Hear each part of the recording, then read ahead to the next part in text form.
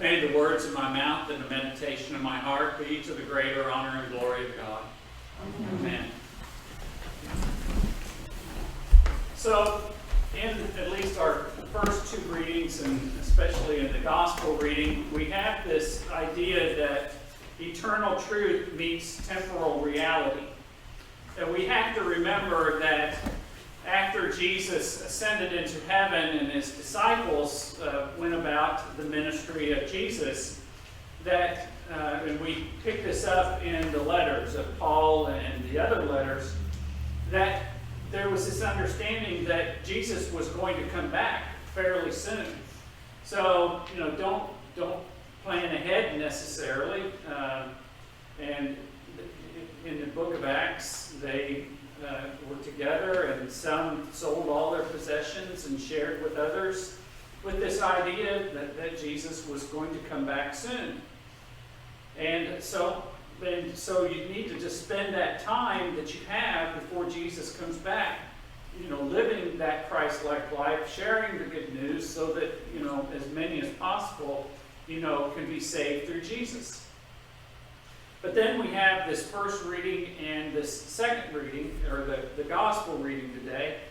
In the first reading, we have King Solomon at the end of his life, and he's looked at all that he has gained in possessions and in wisdom and knowledge, and that it's going to get passed on to his offspring and future generations, and what will they do with it? And will they be wise with it, or will they be foolish with it? And he's a little bit of a Debbie Downer with all his vanity part of it. But then this idea of, okay, well, who's he going to leave it with, and what are they going to do with it? How are they going to act?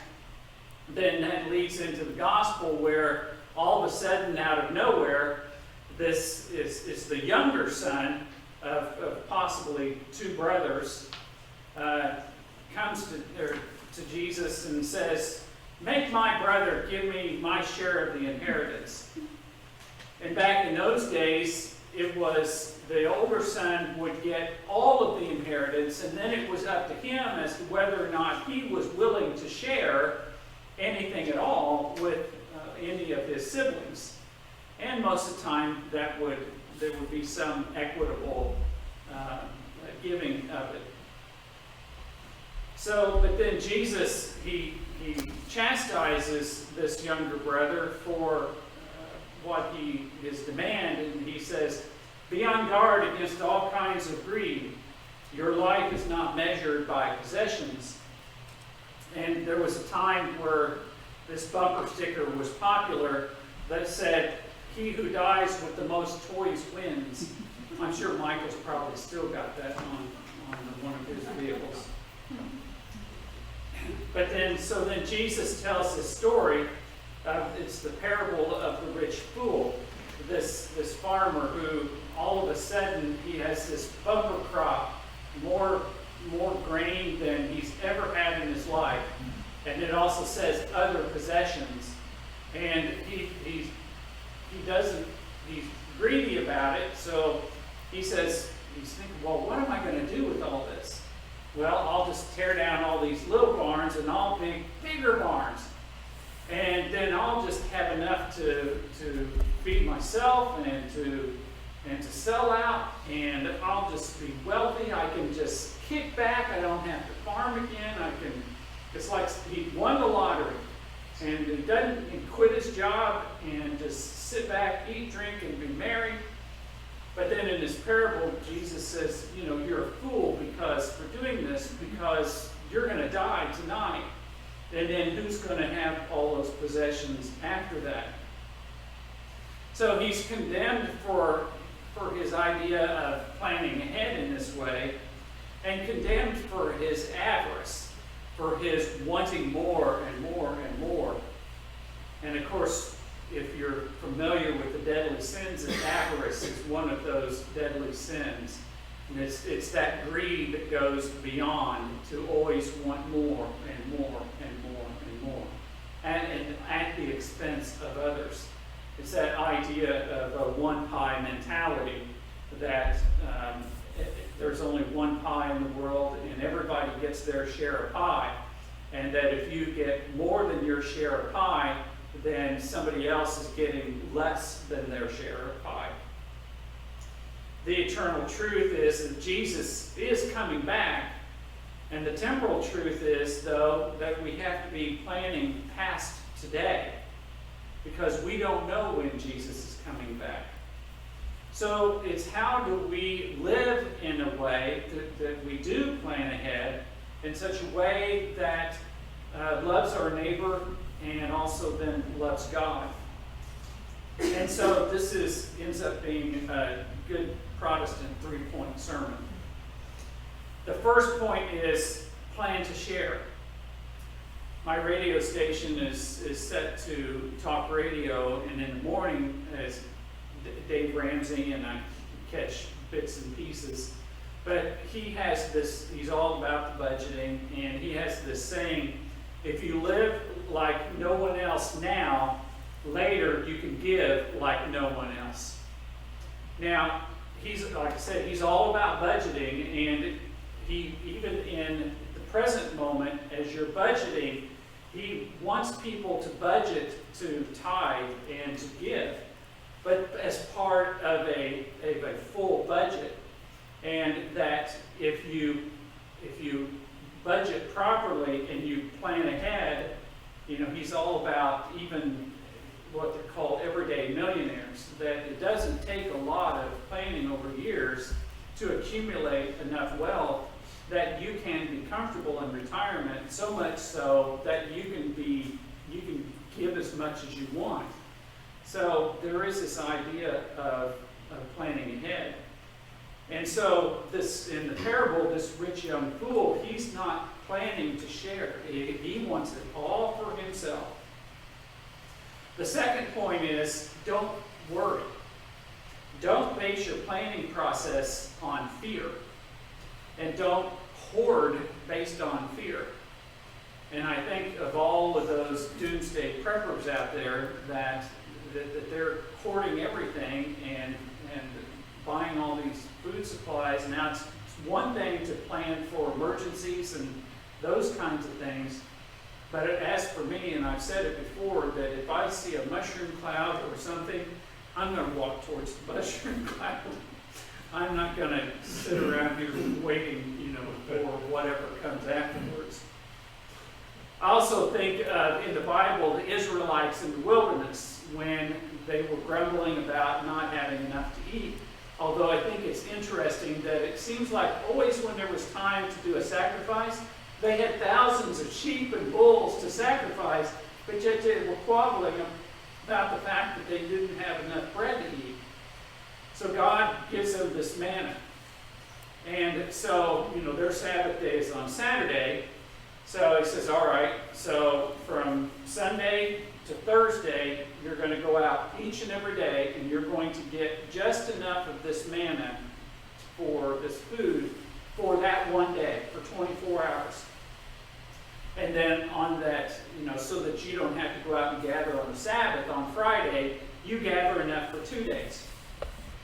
And interestingly enough, that there were those people who had that greediness.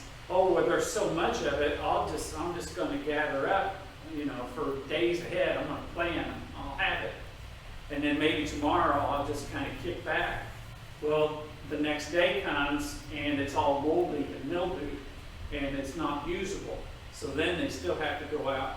But then on that day when God said, all right, you do for 2 days, then all of a sudden it didn't.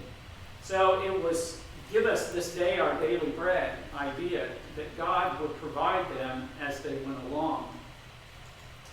Also remember that back in the 90s, when Lydia was in art school, that she had quit her, not art school, in nursing school. I've got art school on the brain. Yeah. Thinking of something else.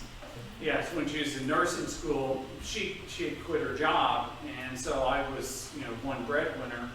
And then when I went to seminary, which was 5 years, until I came here. I was basically unemployed. And we did okay, and it just seemed like just about the time that our budget would get really tight, and maybe we would have some kind of repair or something, that some kind of check or tax cut or something would come up that, or a parishioner of St. Luke's in Shelbyville would give us a donation. And so God always provided right at that time when we needed it the most. But then there's this danger of the opposite happening, of saying, okay, I'm going to rely on God for everything. God's going to provide for me. And so, but that leads to slothfulness. And sloth is another one of those deadly sins. That's that idea of, oh, well, I can eat, drink, and be merry because God's always going to provide. Unfortunately, we live in a time when the government provides, which is not always the greatest thing in the world.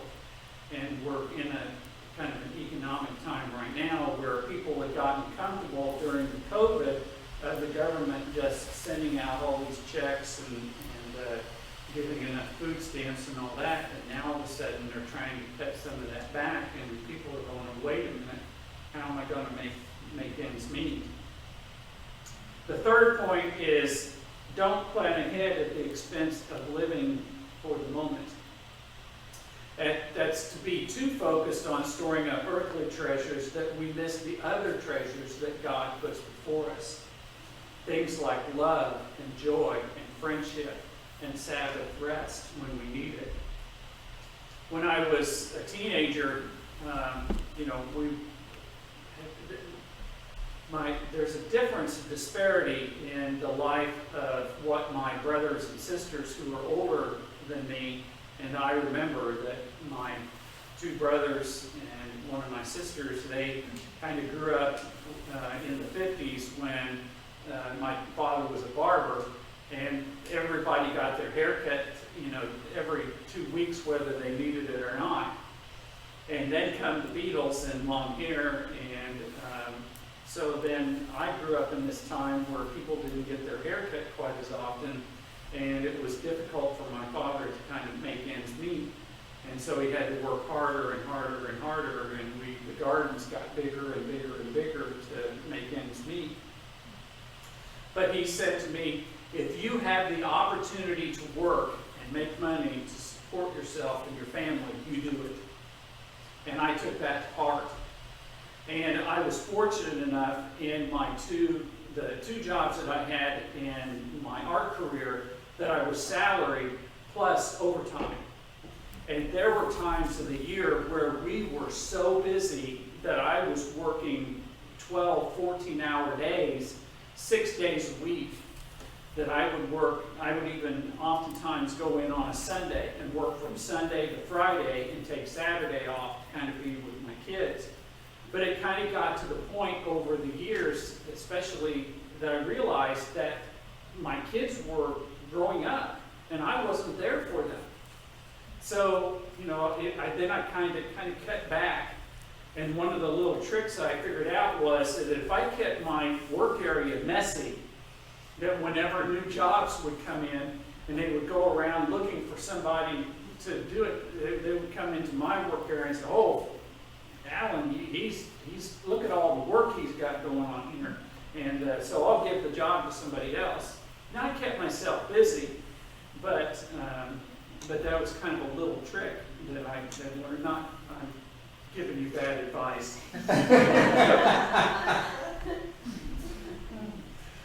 So again, eternal truth meets the temporal reality. The eternal truth is that Jesus died on the cross to take away the fear of death and anxiety over the mortal and the material things of our life. And then the temporal reality is balance. I know this is 3 Sundays in a row that I've talked about balance, but we always have to seek balance in our life in everything that we do. And to find that balance between planning for tomorrow, but yet being spiritually ready in ourself and in our rest and in the way we live our life, so that if Jesus comes back tomorrow, we're spiritually ready for him. Amen.